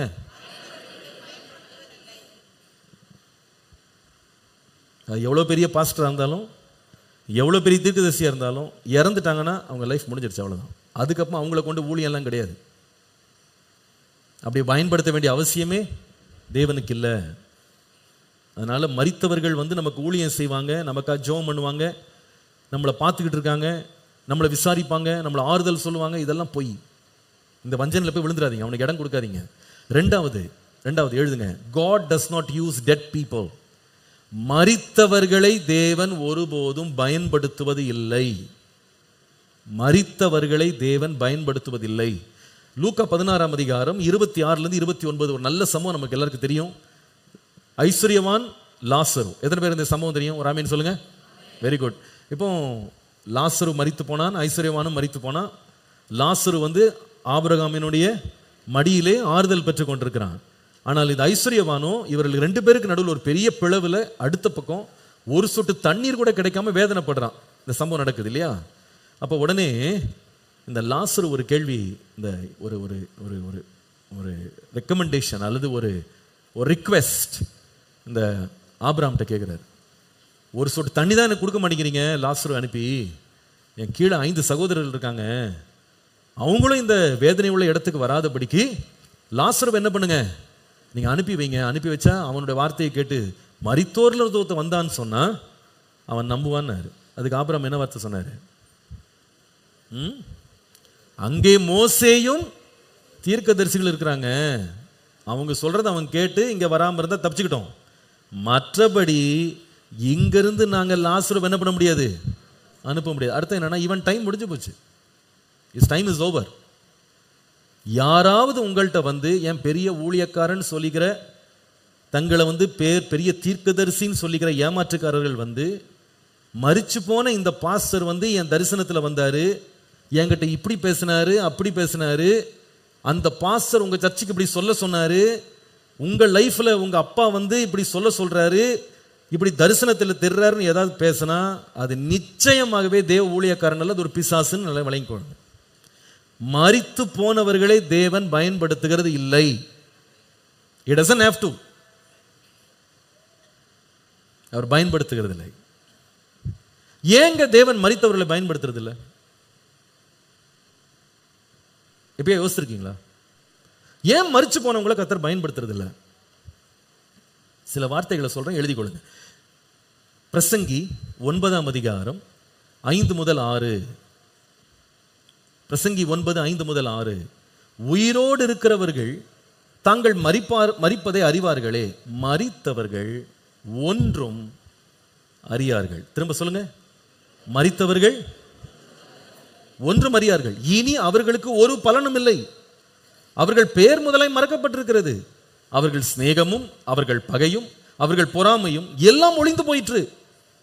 சூரியனுக்கு கீழே செய்யப்படுகிறது ஒன்றிலும் அவர்களுக்கு இனி என்றென்றைக்கும் என்ன இல்லை. Their time is finished. அவங்களுக்கு இனி இந்த சூரியனுக்கு கீழே எந்த பங்கும் கிடையாது. பிரசங்கி 9:10. செய்யும்படி உன் கைக்கு நேரிடுகிறது எதுவோ அதை உன் முழு பலத்தோட செய். நீ போகிற பாதாளத்திலே செய்கையும் வித்தையும் அறிவும் ஞானமும் இல்லையே. 146 சங்கீதம் 4 வசனம். அவனுடைய ஆவி பிரியும், அவன் தன் மண்ணுக்கு திரும்புவான், அந்நாளிலே அவன் யோசனைகள் அழிந்து போகும். அழிந்து போகும். அப்போ ஒரு ஆள் இறந்துட்டாங்க அப்படின்னா சூரியனுக்கு கீழே அவங்களுக்கு இனிமே எந்த வேலையுமே கிடையாது. சில பேர் தெரியாம விசுவாசிகளுக்கெல்லாம் கற்றுக் கொடுக்க வேண்டியது என்னுடைய கடமையை சொல்லி, விசுவாசிகள் என்கிட்ட சொல்றாங்க, பாஸ்டர் ஊழியம் ரொம்ப அருமையா நடக்குது, அப்பா எல்லாத்தையும் மேல இருந்து பார்த்துக்கிட்டு இருக்காங்க. அவர் இங்கே பார்க்க வேண்டிய அவசியமே இல்லை. தேவனுடைய மகிமைக்கும் இதுக்கும் முதல்ல ஒப்பனையே கிடையாது. நம்ம இங்கே என்னமோ புரட்டலாம், என்னென்னமோ கட்டலாம். ஆனால் அங்கே ஒரு கைவேலை இல்லாத ஒரு நித்திய நகரம் நமக்காக இருக்கு. அவங்கள தேவன் இளைப்பாற வச்சிருக்கிறார். அவங்களுடைய எல்லா வேலைகளிலிருந்தும் அவர்களை ஓய்ந்திருக்க பண்ணுறதுக்கு தான் அங்கே அனுப்புறாரு தவிர இப்போ அங்கே வேலை கிடையாது, அவங்களுக்கு அங்கே ஊழியம் கிடையாது, முடிஞ்சு போச்சு. அது ஓய்ந்திருக்கிற இடம். அதனால நீங்கள் தயவுசெய்து யாரும் வந்து இனிமே என்கிட்ட வந்து பாஸ்டர் பார்த்துக்கிட்டு இருக்கிறாரு, பாஸ்டர் மகிழ்ந்துக்கிட்டு இருக்கிறார், இந்த பேச்செல்லாம் வரக்கூடாது. வந்துச்சு இன்னைக்குள்ள பிரசங்கத்தை லிங்க் அனுப்பி விட்டுருவேன். திரும்ப தூங்கி கேட்டியா, தூங்காமல் கேட்டியா, என்ன பண்ணிட்டு இருந்தேன் சர்ச்சில், ஒழுங்காக எல்லாம் புத்தி இருக்கா, அறிவு இருக்கா, உனக்கு பைபிளில் கொஞ்சம் மாதிரி ஒரு ஞானத்தோடு வளரு. பாஸ்டர்லாம் பார்க்க மாட்டார், பார்க்குற ஒரே ஒருத்தர் தேவன் மாத்திரம்தான். அதனால் பாஸ்டர் பார்த்துக்கிட்டு இருக்காரு, சிரிச்சுக்கிட்டு இருக்காரு, மகிழ்ந்துக்கிட்டு இருக்காரு, கொண்டாடிக்கிட்டு இருக்கிறாரு. இதை வந்து சில பிரபலமான ஊழியர்கள் அறிவில்லாமல் பேசுகிறாங்கன்னா பைபிள் படிக்கல, மேலே இருந்து பார்த்து கொண்டிருக்கிறா. ஒரு பாஸ்டர்ஸ் மீட்டிங் சமீபத்தில் நடந்த ஒரு மூத்த பாஸ்டர் சொல்றாரு, இதை ஏன் முன்னாடி சொல்றாரு, இதெல்லாம் பார்த்து மகிழ்ந்து கொண்டிருக்கிறா. அதெல்லாம் பார்க்கவும் மாட்டார், மகிழவும் மாட்டார். அவர்களுடைய காலம் முடிந்து போனது, அவ்வளோதான். அவங்க தேவனோடு எந்தென்றைக்கும். பவுல் சொல்றாரு, உங்களோடு இருப்பது எனக்கு அதிக பிரயோஜனம், கர்த்தரோடு இருக்க நான் விரும்புகிறேன். ஆனால் ஒரு நாள் வரப்போகுது, இந்த தேகத்தை விட்டு பிரிந்து கர்த்தரோடு இருப்பேன், அவ்வளோதான். No coming back. திரும்ப வந்து சர்ச்சை பார்க்கறது, ஆலயத்தை பார்க்கறது, ஊழியத்தை பார்க்கறது, அதெல்லாம் கிடையாது. தயவு செய்து யார் இதை உங்கள்கிட்ட சொன்னாலும் நம்பாதீங்க. நான் சொன்ன வசனம்லாம் புரிஞ்சுதா இல்லையா? புரியலைன்னா வீட்டில் போய் இன்னொரு முறை வாசிங்க, புரிஞ்சிடும். கண்டிப்பாக புரியுது, இதுக்கு விளக்கமே தேவையில்லை. அதனால God does not use dead saints, God does not use dead people. மரித்த ஊழியர்களை தேவன் தொடர்ந்து பயன்படுத்துவதும் கிடையாது, மரித்த யாரும் எந்த விதத்திலையும் பயன்பட முடியாது. ஆனால் இப்போ கேள்வி என்னன்னா, இந்த 1 சாமுவேல் 28 இந்த சூனியக்காரி ஒருத்தி என்ன பண்றான்னா, இவன் போய் சவுலை எனக்கு எழுப்ப வேணும்னு, சாமுவேலை எனக்கு எழுப்ப வேணும்னு கேட்ட உடனே அங்க ஒரு சம்பவம் நடக்குது பாருங்க. இப்போ 1 சாமுவேல் 28:11 பாருங்க. அப்பொழுது அந்த ஸ்திரீ, உமக்கு நான் யாரை எழும்பி வர பண்ண வேண்டும் என்றதற்கு அவன் சாமுவேலை எழும்பி வர பண்ண வேண்டும் என்று சொன்னானா. அந்த ஸ்திரீ சாமுவேலை கண்ட மாத்திரத்தில் மகா சத்தமாய் கூப்பிட்டு சவுலை நோக்கி, ஏன் என்னை மோசம் போக்கினீர், நீர்தான் சவுலாச்சே என்றாள். 13ஆம் வசனம். ராஜா அவளை பார்த்து, நீ பயப்படாதே, நீ காண்கிறது என்ன? அப்ப இவர் பார்க்கல, அந்த மட்டும் கேட்கிறாரு, நீ காண்கிறது என்ன அப்படின்ன உடனே அந்த ஸ்திரீ, தேவர்கள் பூமிக்குள் இருந்து ஏறி வருகிறதை காண்கிறேன் என்று சவுலுக்கு சொன்னாள். அவருடைய ரூபம் என்ன என்று அவளை கேட்டான். அதற்கு அவள், சால்வையை போர்த்து கொண்டிருந்த ஒரு முதிர்ந்த வயதான மனுஷன் எழும்பி வருகிறான். யார் இதெல்லாம் யார் சொல்றது? இவர் கண்ணால பார்க்கல, நல்லா புரிஞ்சுக்கிடுங்க. அதை சவுல் கண்ணால பார்க்கல. இந்த டிஸ்கிரிப்ஷன் எல்லாம் யார் கொடுக்கிறது? சூனியக்காரி சொல்றா. இவர் கேட்கிறாரு, அந்த மாதிரி சொல்றான், நான் பார்த்தேன், வர்றாங்க, எழும்புறாங்க, அப்படியே மேல ஒரு ரூபம் வந்து தேவர்களை போல இருக்கான், சால்வையை போர்த்து. அதனாலே சவுல் அவன் சாமுவேல் என்று அறிந்து கொண்டு தரை மட்டும் முகங்குனிந்து வணங்கினான். முதல்ல ஒரு காரியம் நீங்க நல்லா விளங்கிக் கொள்ளணும். சவுல் இது ஒன்னையுமே கண்ணால பார்க்கல. பார்த்தேன்னு சொன்னது யாரு? சூனியக்காரி. ஏன்னா சூனியக்காரி தான் ரொம்ப உலகத்திலே ரொம்ப உண்மை பேசுற ஒரு ஆளு இல்லையா? அந்தம்மா பேசியிருக்காங்க, அந்தம்மா சொல்றாங்க, அதையும் நீங்க விளங்கி கொள்ளணும். அந்தம்மா பார்த்ததா சொல்றாங்க. அந்தம்மா சொல்றாங்க, நான் ஒரு முதிர் வயது உள்ளவனை பார்த்தேன், அது பார்த்து. உடனே இவர் என்ன பண்றாருன்னா, சவுல் தான் அப்படின்னு இவர் நினைச்சிட்டு, சாமுவேல் தான் நினைச்சிட்டு ஒரு மோங்கு பிறகு விழுந்துறாரு. உடனே விழுந்துறாரு இவர். அந்த அம்மா சொல்ற ரிப்போர்ட்ல விழுந்துறாரு. விழுந்த உடனே இப்ப நடக்கிறது என்னன்னு கேட்டா, சாமுவேல் வந்து சவுல்கிட்ட பேசுறாரு. இங்கதான் விசுவாசிக்கு பயங்கர குழப்பமா போகுது. என்ன பாஸ்டர், செத்து போன தீர்க்கதரிசி எழும்ப முடியாதுன்னு சொன்னீங்க, செத்து போனவர்களை தேவன் பயன்படுத்துறது இல்லைன்னு சொன்னீங்க, இங்க சாமுவேலே பேசுறாரு, அப்போ அது என்ன? ஏன்னா அதான் பிரச்சனையே. இங்க 2 கொரிந்தியர் 11ஆம் அதிகாரம் 13-15 பாருங்க. அப்படிப்பட்டவர்கள் கள்ள அப்போஸ்தலர்கள், கபடமுள்ள வேலையாட்கள், கிறிஸ்துவனுடைய அப்போஸ்தலரின் வேஷத்தை தரித்து கொண்டவர்களாய் இருக்கிறார்கள். அது ஆச்சரியம் அல்ல, சாத்தானும் ஒளியின் தூதனுடைய வேஷத்தை தரித்து கொள்வானே. இதோட நிறுத்தல. 15, ஆகையால் அவனுடைய ஊழியக்காரரும் நீதியின் ஊழியக்காரருடைய வேஷத்தை தரித்து கொண்டால் அது ஆச்சரியம் அல்லவே. அப்ப பிசாஸ் வந்து அவனை போல வேஷம் போடுற ஆக்டர் வந்து உலகத்தில் யாருமே கிடையாது. யார மாதிரி வேடம் கேட்டாலும் வேடம் போட்டு வருவான். நீங்க சாமுவேலை கேளுங்க, சாமுவேல் மாதிரி வருவான். நீங்க மோசையை கேட்டீங்கன்னா மோசே மாதிரி வருவான். நீங்க யாரை கேட்குறீங்க, யாரை தூதன் மாதிரி கூட வர முடியும் அவனால. மனுஷ பிறவியிலே இல்லாத தூதனை போலவே அவனால் கூடுமானால் தெரிந்து கொள்ளப்பட்டவர்கள் என்ன செய்ய முடியும், அவன் வஞ்சிக்க முடியும்ன்றதை மறந்துடாதீங்க. வெளிப்படுத்தல் 16:13 முதல் 14 வசனங்கள் சொல்லுகிறது, வலு சர்ப்பத்தின் வாயில், மிருகத்தின் வாயில், கள்ள தீர்க்கதரிசியின் வாயில் இருந்து தவளைகளுக்கு ஒப்பான 3 அசுத்தாவிகள் புறப்பட்டு வர கண்டேன். அவைகள் அற்புதங்களை செய்கிற பிசாசுகளின் ஆவிகள். அப்போ பிசாசு கூட என்ன செய்யும்? சத்தமா சொல்லுங்க, பயந்துராதீங்க. நிறைய அற்புதம் நடக்கும். ஸ்டேஜில் கூப்பிட்டு வச்சு அற்புதம் பண்ணுவாங்க. எல்லாமே பரிசுத்த ஆவியானவர் செய்கிறார் நினைச்சிடாதீங்க. அற்புதங்களை செய்கிற பிசாசுகளின் ஆவிகள் கூட இருக்குன்றதை மறந்துடாதீங்க. வேதம் சொல்லுது, அவைகள் பூலோகம் எங்கும் உள்ள ராஜாக்களை சர்வ வல்லமையுள்ள தேவனுடைய மகா நாளில் நடக்கும் யுத்தத்திற்கு கூட்டி சேர்க்கும்படி புறப்பட்டு போகிறது. எது? இந்த அற்புதம் செய்கிற ஆவி. அதனால எங்கேயாவது இவருக்கு இந்த வரம் இருக்கு, அந்த வரம் இருக்கு, அற்புதம் செய்கிறார், அடையாளம் செய்கிறாருன்னு உடனே கண்மூடித்தனமா ஓடாதீங்க. கண்மூடித்தனமா ஓடாதீங்க. தயவு செய்து வஞ்சிக்கப்பட்டுறாதீங்க. இன்னைக்கு நிறைய விசுவாசிகளுக்கு இந்த உணர்ச்சி வசப்படுறது ரொம்ப பிடிச்சிருக்கு. நீங்க எச்சரிப்பாருங்க. இவர்கள் உண்மையாகவே தேவனுடைய ஆவியானவரால தான் அற்புதம் செய்யறாங்களா அல்லது பிசாசின் வல்லமையினால் அற்புதம் செய்யறாங்களான்னு நம்ம நிதானிக்காமல் எதையும் நாம் ஒத்துக்கொள்ளவே முடியாது. எல்லா ஆவிகளையும் சோதித்து பாருங்கள் என்று எழுதியிருக்கு. சோதிச்சு பார்க்காம எல்லாமே ஆவியானவர் செய்கிறாருன்னு சொல்லி நீங்க நம்பக்கூடாது. ஏன்னா இப்போ என்னமோ அந்த வேடிக்கைக்காரன் என்ன சொல்லுவாங்க, மாயவித்தைக்காரங்க நிறைய பேர் வந்தாங்க. தண்ணியை கொண்டு திராட்சரசமா மாத்துறேன், பாக்கெட்டில் திடீர்னு உனக்கு காசு விழும், மிரக்கிள் மணி, என்ன கோல்ட் டஸ்ட் மேலேருந்து தங்கமா தூள் விழும். இந்த மாதிரி ஏமாத்து பேர்வழிகள் நிறைய சுற்றிட்டு வருது. இதெல்லாம் நம்பிடாதீங்க, அவங்களுக்கு இடம் கொடுக்காதீங்க. இப்போ சொல்கிறாங்க, இப்போ பாருங்க, செல்ஃபோன் டெஸ்ட் பண்ணி பாருங்க, உங்களுக்கு மெசேஜ் வந்திருக்கும் பாருங்க, 10,000 உங்களுக்கு டெபாசிட் ஆயிடுச்சு. வராது நான் சொல்ல மாட்டேன், வரும். ஆனால் அது யார் செய்ய முடியும் தெரியுமா? பிசாசு செய்ய முடியும். ஒரு போதகத்தை நான் பேசிட்டு இருந்தேன். அவர் சொன்னார், நான் சொல்றதுக்கு I don't want be biased, நான் பயஸ்டாக இருப்பேன். அவர் சொன்ன ஒரு வார்த்தை, பாஸ்டர், பொதுவாகவே இந்த ஆப்பிரிக்காலேருந்து வர்ற அநேக போதகர்கள் they are not anointed.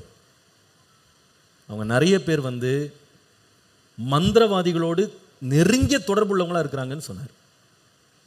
அவங்க ஸ்டேஜில் பாஸ்டர்னு சொல்லி வேடம் போட்டுட்டு நிறைய மாய வித்தைகள் பண்ணி நிறைய பேரை ஏமாற்றி பணம் சம்பாதிக்கிறாங்க. நீங்கள் எச்சரிப்பாருங்க. ஒரு ஊழியக்காரனா நான் சொல்ல வேண்டியது நான் சொல்கிறேன், நீங்கள் ஜாக்கிரதையா இருங்க. அங்கே அது நடக்குது, இங்கே நடக்குது. எப்படி உலக மக்கள் யாரோ ஒருத்தர் பால் குடிச்சாருன்னு ஓடினாங்க தெரியுமா? அந்த மாதிரி நிறைய பேர் ஓடுறாங்க. எங்கேயாவது ஒன்று நடக்காதா?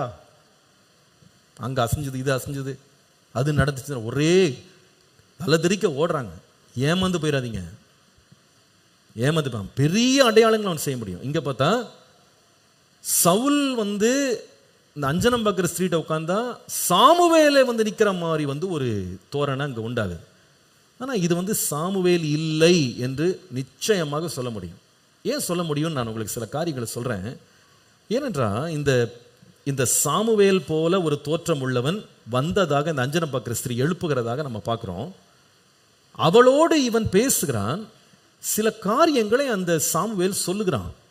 அதாவது எழுப்பப்பட்டன, மரித்தோர்லேருந்து எழுப்பிட்டாங்கன்ற மாதிரி இருக்குல்ல, எழும்புனதில் இவர் பேசுகிற மாதிரி ஒரு சம்பவம் வருது. ஆனால் நான் அதை ஒவ்வொன்றா உங்களுக்கு சுட்டி காட்டுறேன். அதில் எவ்வளோ பெரிய பொய் இருக்குன்னு உங்களுக்கு காட்டுறேன். முதலாவது 1 சாமுவேல் 28:16.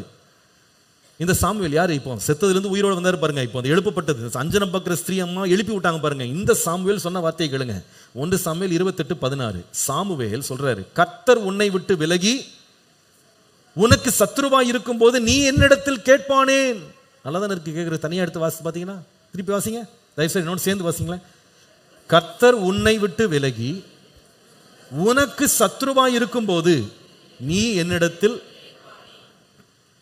எத்தனை பேர் நினைக்கிறீங்க உண்மையா சவுல் இதை சொன்னார்னு? நான் ஏன் இது உண்மையான சவுலுடைய வார்த்தை இல்லைன்னு சொல்றேன் அப்படின்னா, சாமுவேல் ஏன் இது சாமுவேல் இது சொல்லலைன்னு சொல்லி நான் ஏன் சொல்றேன் அப்படின்னா, இது ஒன்றும் புதுசாக சொன்ன விஷயமே கிடையாது. ஏற்கனவே சாமுவேல் உயிரோடு இருக்கும்போது இதே சொல்லியிருக்காரு தெரியுமா? நீங்க இப்போ 1 சாமுவேல் 15ஆம் அதிகாரம் 22, 23 வாசிங்க. நீர் கர்த்தருடைய வார்த்தையை புறக்கணித்தபடியினாலே அவர் உம்மை ராஜாவாய் இராதபடிக்கு புறக்கணித்து தள்ளினார். யார் சொன்னது இது? சாமுவேல் உயிரோடு இருக்கும்போது சொன்ன வார்த்தை இதே தான் இவர் ரிப்பீட் பண்றாரு. இவருங்க புதுசா ஒண்ணு வெளிப்பாடுலாம் கிடைக்கல. ஏற்கனவே சொன்னதை இவர் கொஞ்சம் எக்ஸ்ட்ரா என்ன பண்றாரு, பிட்ஸ் எல்லாம் போட்டு எடுத்து விடுறாரு. அடுத்தது பாருங்க 28ஆம் அதிகாரம் 17ஆம் வசனம், 1 சாமுவேல் 28:17. இப்போ கர்த்தர் என்னை கொண்டு சொன்னபடியே செய்து முடித்து ராஜ்யத்தை உன் கையிலிருந்து பறித்து அதை உன் தோழனாகிய தாவீது கொடுத்து விட்டார். இதனை புது வெளிப்படுத்தலாம் இல்ல. 1 சாமுவேல் 15:28-29. சாமுவேல் சவுலை நோக்கி, கர்த்தர் இன்று உம்மிடத்திலிருந்து இஸ்ரவேலின் ராஜ்யத்தை கிழித்து போட்டு உம்மை பார்க்கிலும் உத்தமமாயிருக்கிற உம்முடைய தோழனுக்கு அதை கொடுத்தார். இது ஏற்கனவே சொல்லப்பட்டதுதான், புதுசா ஒண்ணு வெளிப்படுத்தல் வரல. ஏற்கனவே சொல்லப்பட்டதை ரிப்பீட் பண்றாங்க திருப்பி 13:14 அதே இதுல 28:18 பாருங்க. 28, நீ கர்த்தருடைய சொல்லை கேளாமலும் அமலேக்கு மேல் அவருக்கு இருந்த கோபத்தின் உக்கிரத்தை தீர்க்காமலும் போனபடியால் கர்த்தர் இன்றைய தினம் உமக்கு இந்த பிரகாரமாய் செய்தார். என்ன நான் சொல்லியிருக்கான் பாருங்க. முதல்ல கர்த்தர் உன்னை புறக்கணித்தார். ரெண்டாவது உன் பிள்ளைங்க யாரும் ராஜா வர மாட்டாங்க, வேற ஒருத்தன் ராஜா வருவான். மூன்றாவது அவன் சொன்னது நீ கர்த்தருக்கு கீழ்ப்படியாம போன. இது மூணையுமே அந்த மூணாவது காரியத்துக்கும் நான் ஒரு விளக்கம் கொடுக்குறேன். 1 சாமுவேல் 13:14 ராஜ்யபாரம் நிலைக்காது, கர்த்தர் தம்முடைய இருதயத்துக்கு ஏற்ற ஒரு மனுஷனை தமக்கு தேடி அவனை கர்த்தர் தம்முடைய ஜனங்கள் மேல் தலைவனாக இருக்குன்னு கட்டளையிட்டார். கர்த்தர் உமக்கு விதித்த கட்டளை நீர் கை கொள்ளவில்லையே. இந்த 3 வார்த்தை அந்த அஞ்சனம் பார்க்குற ஸ்திரீ எழுப்பின சாமுவேல் வந்து சொன்னதா பார்க்குறோம்ல. இது மூணுமே புதுசா எதுவும் சொல்லல, ஏற்கனவே சாமுவேல் உயிரோடு இருக்கும்போது சொல்லப்பட்ட வார்த்தைகள். நான் திரும்ப திரும்ப சொல்றேன், பிசாசு வந்து நம்முடைய வருங்காலத்தை பற்றி ஒன்றுமே அறிய மாட்டான். ஏற்கனவே அறிஞ்சிருக்கிற 2-3 காரியங்களை வச்சுக்கிட்டு அதையே கொஞ்சம் மாற்றி கொஞ்சம் மெருகு ஊட்டி என்ன பண்ணுவான், பேசி வஞ்சிக்கக்கூடிய பயங்கரமான வஞ்சகன் என்பதை மறந்துடக்கூடாது. இப்போ ஏற்கனவே நடந்ததை இந்த அசுத்தாய் வந்து திரும்ப திரும்ப சொல்லுது. இது எல்லாத்துக்கும் மேல 28:6 வாசித்தீங்கன்னா, சவுல் கர்த்தரிடத்தில் விசாரிக்கும் போது கர்த்தர் அவனுக்கு சொப்பனங்களினாலாவது ஊரிமினாலாவது தீர்க்க தரிசனங்களினாலாவது மறு உத்தரவு அருளவில்லைன்னு போட்டிருக்கு. நீங்க கொஞ்சம் யோசிச்சு பாருங்க. கர்த்தர்கிட்ட போய் கேட்டானா, கர்த்தர் வந்து சொப்பனங்கள்ல பேசலையாம், ஊரிம்ல பேசலையாம், தீர்க்கதரிசிகள் மூலமா பேசலையாம். கர்த்தர் இந்த மூணுலையும் பேசாத போது அஞ்சனம் பார்க்கிற ஸ்திரியை வச்சு பேசுவாரா சொல்லுங்க? ஏன்னா அவர்கிட்ட ஆள் இல்லையா பேசுறதுக்கு? தீர்க்கதரிசிகள் மூலமா பேசாத ஒருத்தர் அஞ்சனம் பார்க்கிற ஸ்திரியை வச்சுக்கிட்டு அவர் பேசணும், அது ஒரு ஊழியக்காரரா இல்லையே. அப்படி ஆண்டு ஒன்று திறந்து ஆழ்ந்து போக வேண்டிய அவசியமே கிடையாது. கர்த்தர் தான் பேச மாட்டேன்னு சொல்லிட்டாரு. பேச மாட்டேன்னு சொன்ன பிறகு பேசுறதுக்கு ஒரு ஆளை தேடுறான். நீ அப்படி தேடி போனா, அப்படி நீ பிசாசுக்கு பின்னால நீ இடம் கொடுத்து போனா, நிச்சயமா அவன் பேசுறதுக்கு ஒரு ஆளை செட் பண்ணுவான். நிச்சயமா. நீங்க நிறைய விசுவாசிகள் கவனிங்க, தங்க வாழ்க்கையை சீர்படுத்துறதுக்கு விருப்பம் கிடையாது, தேவனுக்கு கீழ்ப்படிய உங்களுக்கு மனம் கிடையாது. தங்க வாழ்க்கையில எல்லா தாறுமாறு, எல்லா அக்கிரமம், எல்லா அநியாயம், எல்லா பொல்லாங்க லைஃப்ல தொடர்ந்து செஞ்சுக்கிட்டே இருந்துட்டு அவங்க ஆசீர்வாதமா இருக்கணும்னு ஆசைப்படுறாங்க. அதனால அவங்களுக்கு யார் வேணா, ஒரு ஏஜென்ட் வேணும். அவர் ஜபித்தால் இவர் ஜபித்தால் அப்படின்னு ஓடுறாங்க. யாரும் ஜெபம் பண்ண வேணாம். நீ ஒழுங்கா கர்த்தருடைய வார்த்தையின்படி கேட்டு அவர்படி நடந்தா கர்த்தரே உனக்கு இறங்குவார். ஹல்லேலூயா. அதனால அவனுக்கு இடம் கொடுக்காதீங்க. இப்ப பாருங்க, நான் சொன்னதெல்லாம் பார்த்தீங்கன்னா எல்லாமே ஏற்கனவே சொல்லப்பட்டதை திரும்ப சொல்லுவது போல சொன்னான். நான் கடைசி இதை போனால் ரொம்ப டீப்பான சப்ஜெக்ட் இன்னும் நிறைய இருக்கு.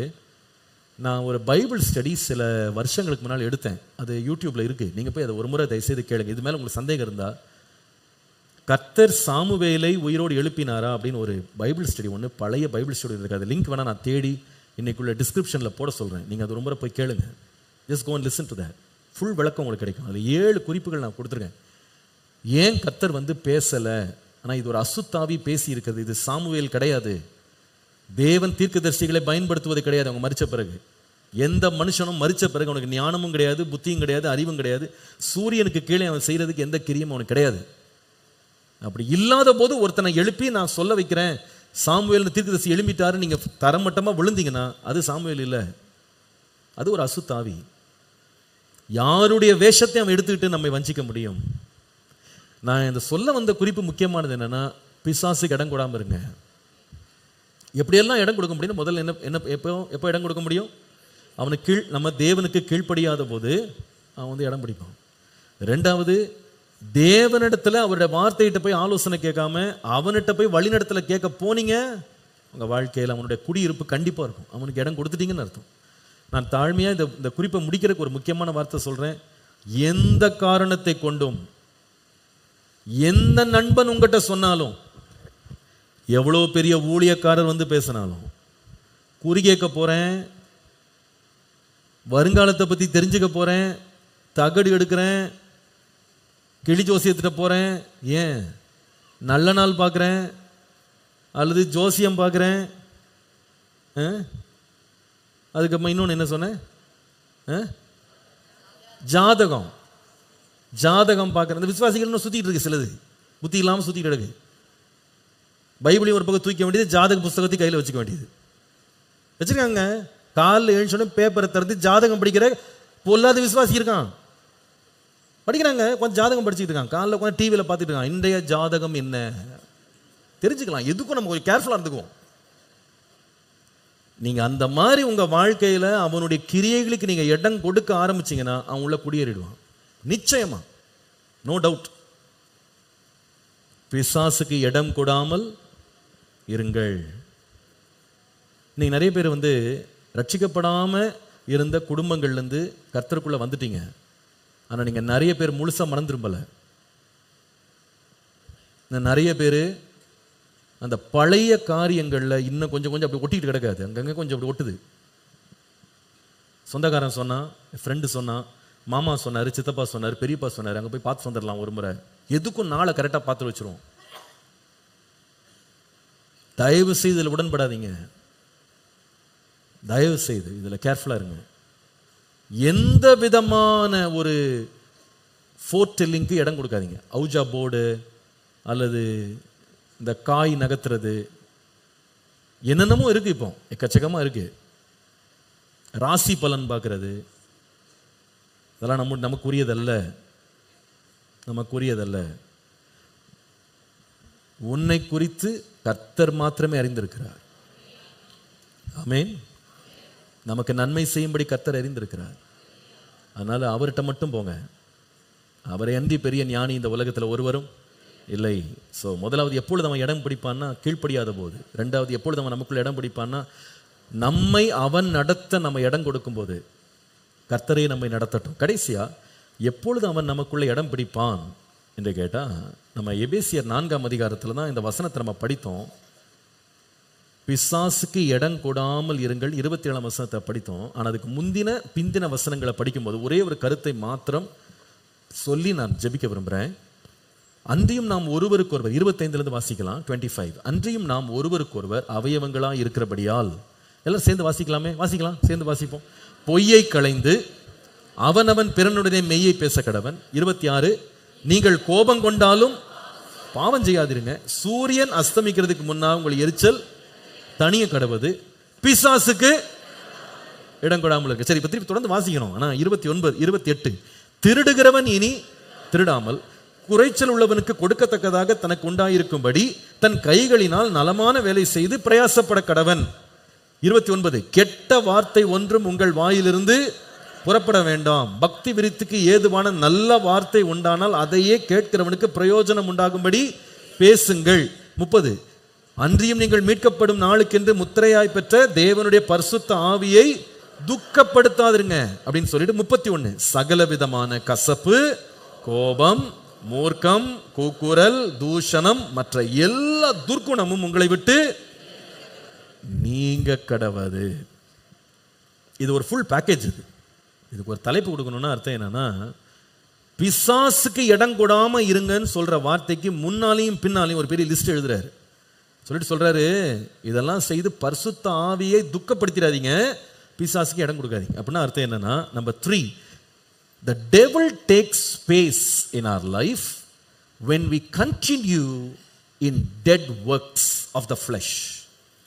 மாம்சத்தின் மரணத்திற்கேதுவான கிரியைகளிலே நாம் தொடர்ந்து வாழுவோமானால் பிசாசுக்கு நாம் இடம் கொடுப்போம்.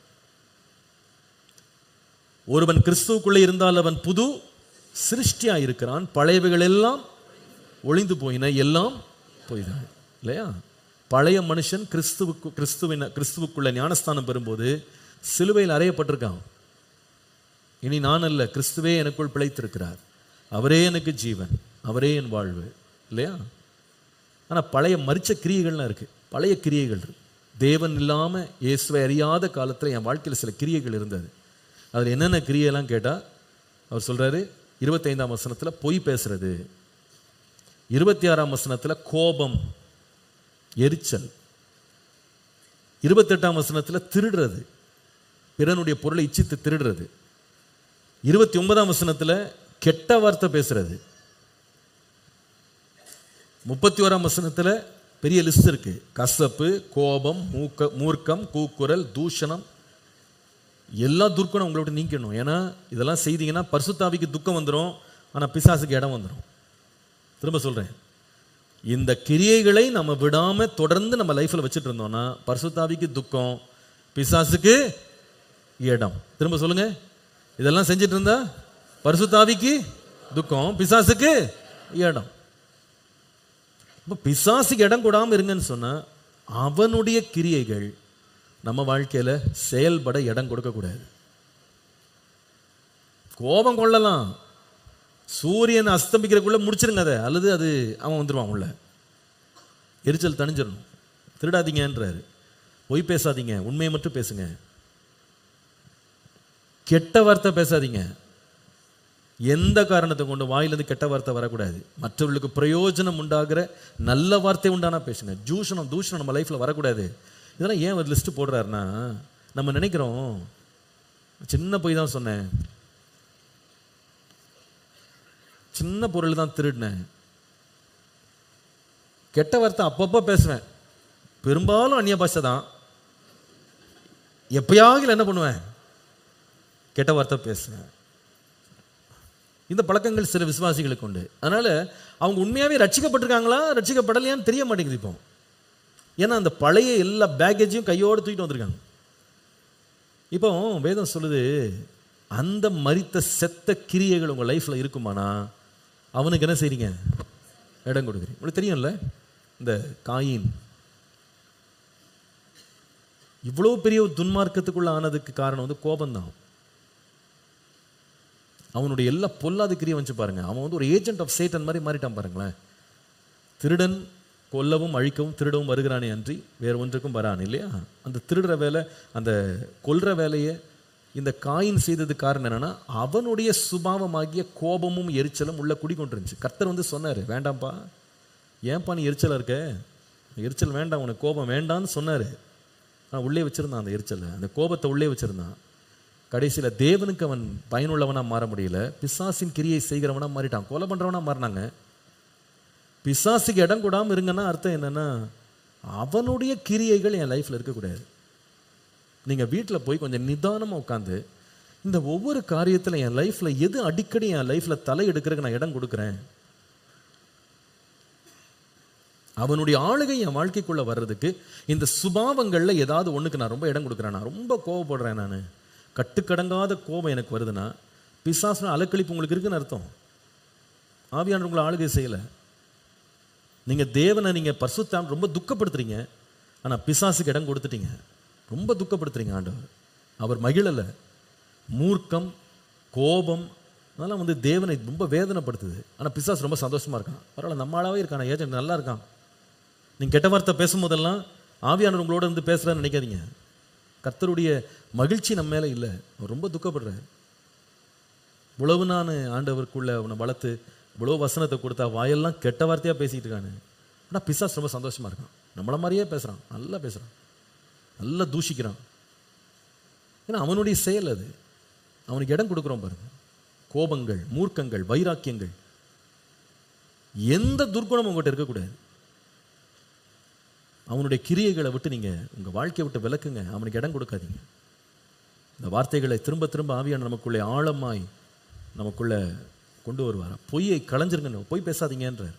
சில பேர் கொஞ்சம் பொய், நிறைய பொய், பச்சை பொய், வெள்ளை பொய், அரை பொய், முக்கா பொய், கால் பொய், இந்த மாதிரிலாம் வச்சிருக்காங்க. இந்த ஸ்வீட் கடையில் கொடுப்பான் பாருங்க, அந்த மாதிரி சாம்பிள்லாம் வச்சிருக்காங்க சில பேர்.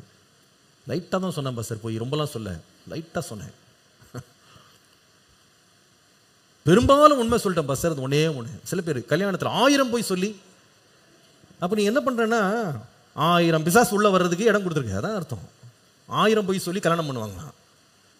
ஏன் அந்த உண்மை பேசி கல்யாணம் பண்ணக்கூடாதா? இதாங்க உண்மை, இதாங்க நடக்குது. விசுவாசி சொல்ற வார்த்தை, 1000 பொய் சொல்லி கூட கல்யாணம் பண்ணலாம். பொய் யாருடைய கிரிய?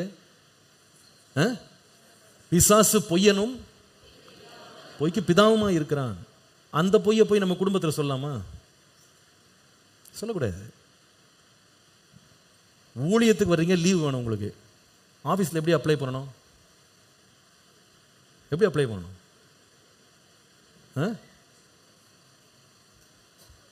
Sick leave. ஆஃபீஸில் என்ன லீவு? சிக் லீவா? சிக்கா நீங்கள்? சிக் லீவ் போட்டு கிராமமாக ஊழியம் செய்கிறேன். எதுக்கு? போய் சொல்லிட்டு வந்தேன், நீ எல்லாரும் என்ன பண்ணு, எல்லாம் போய் சொல்லு. இதான் நம்ம வழக்கம். எல்லாத்துக்கும் வாயெல்லாம் ஒரு பொய். கேட்டால் நான் ஊழியத்துக்கு போகிறேன். உண்மையை சொல்லப்பா. ஊழியத்துக்கு போகிறேங்க, லீவ் கொடுங்க, கொடுக்க மாட்டான். அப்போ லாஸ் ஆஃப் பேல போகிறேன், அவ்வளோதான். அதனால் அடுத்தது நடக்கும். நீங்கள் வேலைக்கு வரலன்னா உங்களுக்கு என்ன கொடுப்பாங்க? சம்பளத்தை எடுத்துருவாங்க இல்லையா? பரவாயில்ல போட்டோம், நான் உண்மையை சொல்லிட்டு போகிறேன்.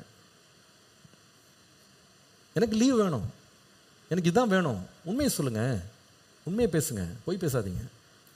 அவனுடைய எந்த செய்கைக்கும் உங்கள் வாழ்க்கையில் என்ன பண்ணாதீங்க. உண்மையை உண்மைன்னு சொல்லிட்டு போங்க. உள்ளதை உள்ளதென்றும் இல்லதை இல்லதுன்னு சொல்லுங்க. இதை மிஞ்சினது எல்லாமே எப்படி இருக்கும்? பாவம். அவனுக்கு இடம் கொடுத்துட்டோன்னு அர்த்தம். Speak the truth. கோபம் வைராக்கியத்துக்கு இடம் கொடுக்காதீங்க. கெட்ட வார்த்தைகள் இடம் கொடுக்காதீங்க. தூஷணங்களுக்கு இடம் கொடுக்காதீங்க. உண்மையை மாத்திரம் பேசுங்க. அவனுக்கு இடம் கொடுத்துட்டீங்கன்னா அவன் உள்ள வந்தவன் சும்மா இருக்க மாட்டான். அவனுக்கு கொஞ்சம் இடம் கொடுத்தா போதும், முழுவதும் என்ன செய்வான்? ஆக்கிரமித்துக் கொள்ளும். கர்த்தர் நம்மோடு பேசினாரா இன்னைக்கு? வீட்டில் போய் கொஞ்சம் ஆராய்ச்சி பாருங்க. நான் ஏதாவது இடம் கொடுத்துட்டு இருக்கேனா? ஏதாவது இடங்கள் யாராவது இன்னைக்கு வீட்டில் போயிட்டு இந்த என்னது கேலண்டரில் அதை வச்சுருக்கேன் இதை வச்சுருக்கேன் தூக்கி அந்த கேலண்டர்லாம் எரிச்சு போட்டணும். அந்த கேலண்டர்லாம் உங்களுக்கு இருக்கக்கூடாது. என்ன ராசி பலனு என்ன இந்த கேலண்டர் அந்த கேலண்டர்லாம் இருக்கும். சிலதுலாம் இந்த டைரி புக்கெல்லாம் தூக்கி வெளியே போட்டணும். எல்லாம் உள்ளே இருக்கக்கூடாது. விசுவாசி வீட்டுக்குள்ளே அது இருக்கவும் கூடாது, அதை பார்க்கவும் கூடாது, அந்த பழக்கமும் இருக்கக்கூடாது. அவனுக்கு சின்ன விதத்தில் கூட என்ன பண்ணாதீங்க, இடம் கூடாதீங்க. ஒரு ஆமீன் சொல்லுங்கள். கர்த்தர் நம்மை ஆசீர்வதிப்பாராக. இன்னைக்கு நம்மகிட்ட நல்லா பேசி நம்மளை எச்சரிச்சிருக்கிறாரு. கர்த்தருடைய ஆவியான நம்ம மத்தியிலே இறங்கி கிரியை செய்ய இடம் கொடுப்போம். கர்த்தர் நம்மோடு இடைப்படுவாராக.